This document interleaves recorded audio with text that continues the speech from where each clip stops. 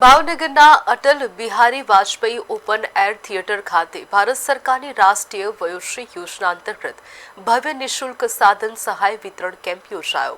રાજ્યપાલ આચાર્ય દેવવ્રતજીના અધ્યક્ષસ્થાને અને કેન્દ્રીય રાજ્યમંત્રી નીમુબેન બાંભણિયાની ઉપસ્થિતિમાં 2579 વૃદ્ધ અને દિવ્યાંગ લાભાર્થીઓને અંદાજે 2.48 કરોડના સહાયક સાધનોનું વિતરણ કરવામાં આવ્યું છે।